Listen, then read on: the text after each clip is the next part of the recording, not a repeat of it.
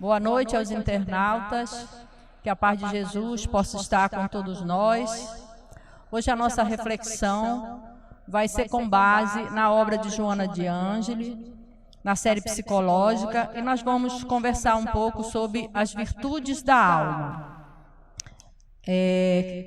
O objetivo principal da nossa vinda aqui na Terra é justamente adquirir virtudes. Então, qual seria a nossa reflexão? Primeiro, a questão da convivência. Segundo, o relacionamento. E, em terceiro lugar, a interação. É fato que, nos dias de hoje, a convivência tem sido bloqueada por necessidade em relação ao que nos assola ou que assola o planeta nos tempos de hoje. Mas como será a convivência interna, então? A convivência nos nossos lares? Aqui estamos chamados por conta do que a gente já falou. Como que está o nosso relacionamento com esses familiares nos dias de hoje? Como é que ele era e como é que ele é? E como é que está a nossa interação com o restante da sociedade?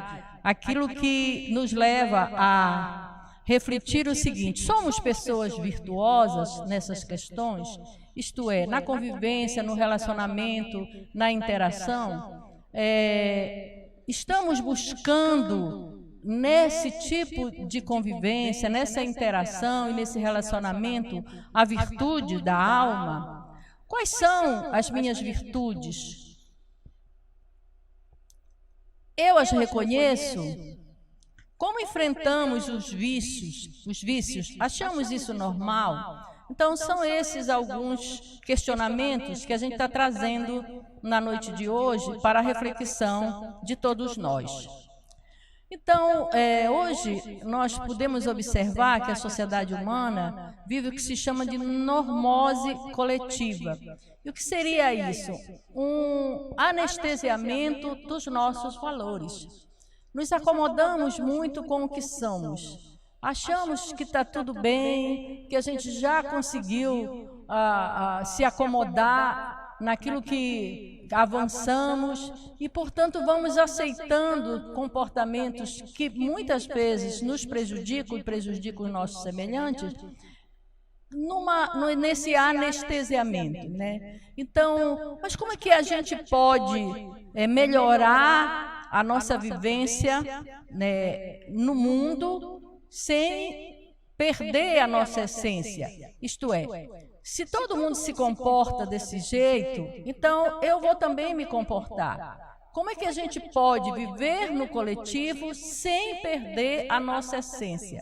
Né? O que é isso, a essência? É aquela pessoa que pensa por si mesma, que tem seus valores pessoais, naquilo que ele acredita que é o correto agir, e não muda essa essência mesmo convivendo com uma sociedade, como eu falei antes, anestesiada, com uma sociedade que tem comportamento que se poderia chamar de manada, o efeito manada. Então, se todos estão se comportando assim, se todos vão ao supermercado comprar tudo para colocar na sua casa para não acabar para si, se todos se comportam em desrespeito aos outros e a si mesmos, então eu vou me comportar assim. Então, viver no coletivo sem perder a essência de nós mesmos é a grande missão nossa. Nós vivemos uma crise que é coletiva, mas nós encontramos na sociedade resposta quando não encontramos na sociedade resposta para as nossas crises internas, isto é, o convite para a nossa individuação. E o que a gente fala de individuação? Individuação é você ser cada vez mais o que você deve ser. Cada vez mais a sua essência está presente nos seus atos. Cada vez mais eu me comportar como deveria me comportar e não pensar de um jeito e agir do outro. Né? Então, por conta dessas demandas sociais, a gente vai, aos poucos, se animalizando. E isso, a crise, às vezes, nos transforma nisso. Ao invés de irmos para o processo de humanização, a gente vai se animalizando nos nossos comportamentos. Quem é, de fato, o homem? Isso foi uma pergunta feita por Viktor Frankl, que nós sabemos, aquele sobrevivente do campus de Auschwitz, e que trouxe lições para nós em relação ao sentido da vida. Então, quem é de fato o homem? Isto é, quem somos nós de fato? Então, ele dizia que o homem é o ser que busca o sentido da vida. Esse é o homem. Quando a gente perde o sentido da vida, nós então entramos naquele comportamento que referimos agora, efeito manada, que nos referimos anteriormente também nos animalizando, porque nós não estamos buscando um sentido para a nossa vida. E tudo que está em nós está em latência. Nossos vícios e nossas virtudes estão ali. Nós temos que, então, pensar qual deles nós vamos cultivar, ou estamos cultivando. Estamos ficando mornos nos nossos vícios, ou estamos buscando superá-los com relação a procurar as virtudes. Mas, então, o que é virtude? E aí a gente vai pegar um conceito que é de Aristóteles, que lhe falava que virtude é a justa medida. Nós pensamos, às vezes, que virtude é você se transformar, de repente, num santo. Isto é, não ter mais nenhum defeito. Então, o nosso objetivo é buscar essa justa medida, no sentido de fazer tentativas de encontrar essa justa medida. Em cada uma das nossas atitudes, nós temos que ver se elas estão na justa medida, isto é, se nós conseguimos realizá-la da melhor forma possível. Quando nós pensamos no pecado, nós temos que lembrar qual é o conceito de pecado. O conceito primário de pecado seria errar o alvo. Então, todos nós agimos de forma a acertar. Quando a gente não consegue acertar o alvo, é porque não encontrou a justa medida. Então, como é que a gente pode buscar a virtude? Fazendo aquilo que vai aperfeiçoar cada coisa, fazendo com que aquilo seja o que deve ser. A gente pode dar um exemplo sobre eu realizar um café da manhã, um exemplo simples. Como é que eu faço o meu café da manhã? Ele é feito de qualquer modo, ele é feito sem pensar que ele tem que me nutrir, ele é feito pensando nas pessoas que vão se alimentar daquele café, ele é feito de forma com carinho e com as energias necessárias para que eu possa dedicar esse café às pessoas que eu amo. Então, quando a gente faz daquilo que a gente está fazendo, aquilo que deve ser, a gente colocou virtudes nisso. Corrigir em mim aquilo que eu acho errado no outro, isso também é busca de virtude. Então, aquilo que eu acho errado no outro é porque eu acho que não está correto, não é atitude. Mas se eu faço isso, faço o que os outros fazem, o que eu acredito que está errado nos outros, então eu procurar corrigir em mim, ao invés de ficar criticando as outras pessoas, olhar esses mesmos defeitos que não se adequam ao meu modo de entender a vida e corrigir em mim mesmo. Isso é a busca de virtudes. Mas nós estamos virtudes. Então, Joana diz que virtude, Joana de Ângeles diz que a virtude se desenvolve com o valor do sentimento.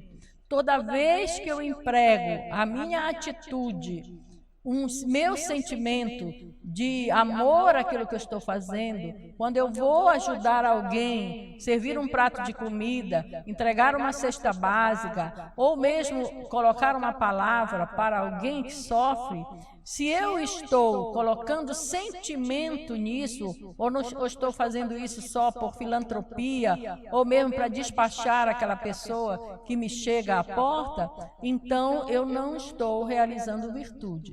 Lembrando a frase de Joana, a virtude se desenvolve com o valor do sentimento. À medida em que eu vou colocando virtude nas minhas atitudes, sentimento nas minhas atitudes, e eu vou então achando o caminho da virtude ou da justa medida. Aquele que se propõe a sua mudança se torna um homem virtuoso. Então, toda vez que eu me proponho a corrigir em mim, a colocar sentimentos em mim, nas minhas atitudes, eu, por via de consequência, estou me transformando num homem virtuoso. E no lar, como é que eu me comporto? No trabalho, como é que eu me comporto? Na via pública, como é que eu me comporto? Quando eu estou na casa espírita, como é que eu me comporto, né? Estamos trabalhando essas virtudes, mas a gente continua angustiado porque falta um componente aí que é muito importante também no desenvolvimento de virtude, que é a fé. A fé em nós mesmos, nas nossas possibilidades de melhorar, porque nós viemos na Terra para isso, mas também a fé na providência divina, que nos foi colocado no lugar correto. Nenhum de nós está no lugar equivocado, nem nada que acontece está equivocado, porque existe um poder maior, uma inteligência suprema que nos possibilita essa melhora. Então, se eu continuo tendo angústia em função da minha condição, seja de pobreza intelectual, material, moral, ou seja porque o medo está nos assolando no momento de hoje, então há necessidade de eu construir o quê? Uma paz interna. Como é que eu posso buscar essa paz interna? Um dos recursos é a fé, porque ela é mãe da esperança, então eu preciso acreditar que aquilo que eu estou passando, seja de forma pessoal ou coletiva, vai se transformar em algo melhor. E eu preciso também acreditar em Deus, né? Que tudo passa. Então, para construir a paz interna, eu preciso de fé, mas eu preciso também do recurso da oração, que é o que nos liga ao plano maior. Não viver desconectado da minha essência divina. E uma das formas de nos conectarmos a Deus é através da oração. Então, não existe paz interna sem fé e sem oração. A virtude deve dar a nós o sentido de tocarmos nas coisas e transformá-las. Então, quando eu me proponho a ser um ser humano virtuoso, aonde eu caminho, eu vou levando um pouco de transformação. No meu lar, se eu sou uma pessoa que procura virtude, eu transformo esse lar num ambiente mais agradável.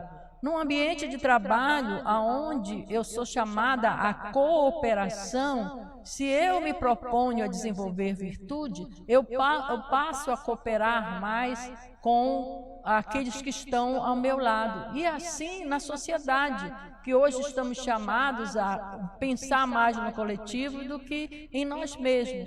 Então, todo homem virtuoso, por onde ele passa, ele vai fazendo transformações.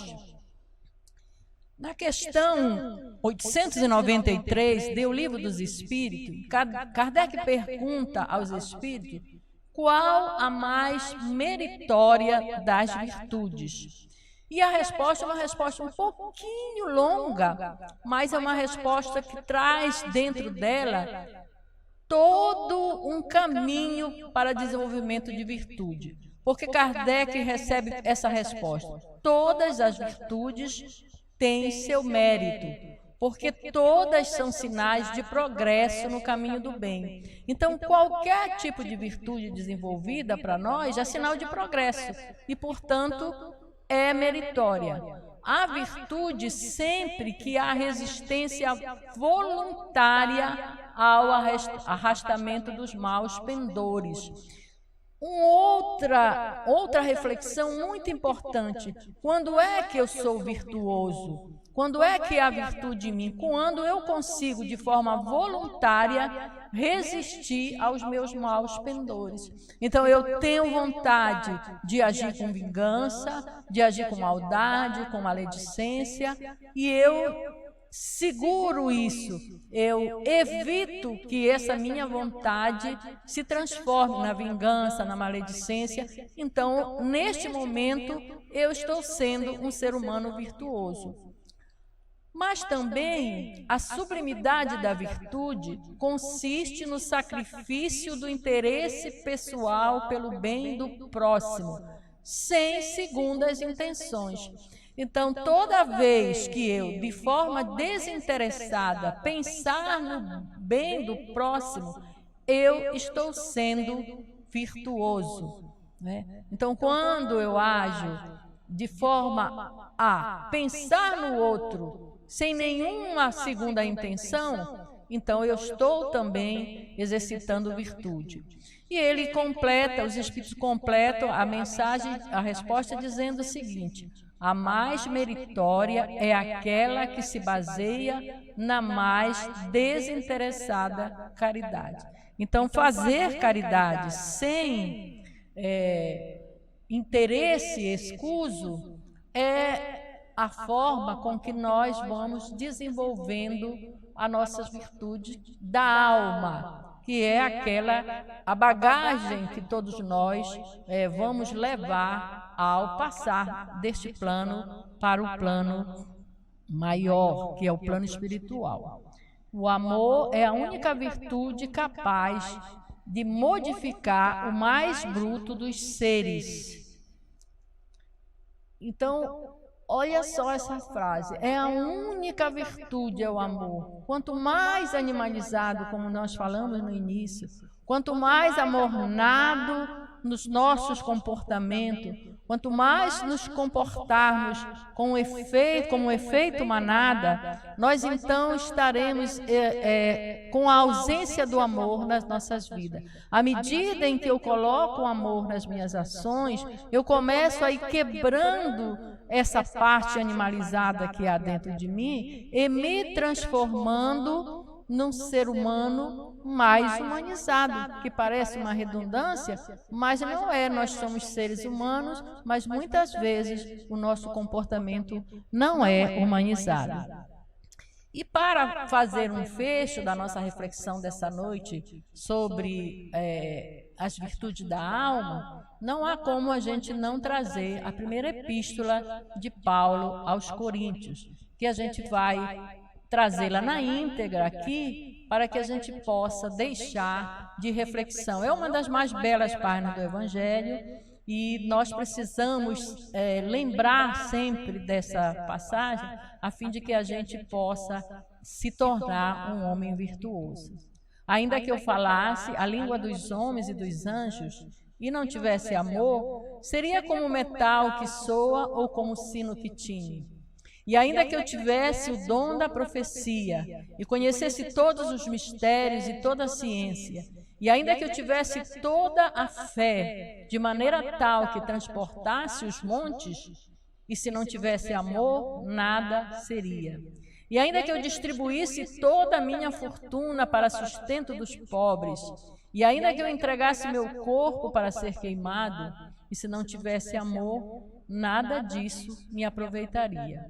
O amor é sofredor, é benigno, o amor não é invejoso. O amor não trata com leviandade e não se ensoberbece. Não se porta com a indecência, não busca os seus interesses, não se irrita, não suspeita mal, não folga com injustiça, mas folga com a verdade. Tudo sofre, tudo crê, tudo espera, tudo suporta. O amor nunca falha, mas havendo profecias, serão aniquiladas. Havendo línguas, cessarão. Havendo ciência, desaparecerá. Porque em parte conhecemos e em parte profetizamos. Mas quando vier o que é perfeito, então o em parte será aniquilado. Quando eu era menino, falava como menino, sentia como menino, discorria como menino. Mas logo que cheguei a ser homem, acabei com as coisas do menino. Porque agora vemos por espelho um enigma, mas então veremos face a face. Agora conheço em parte, mas então conhecerei como também sou conhecido. Agora, pois, permanecem a fé, a esperança e o amor. Estes três, o maior deste é o amor. Era a nossa mensagem na noite de hoje. Muita paz.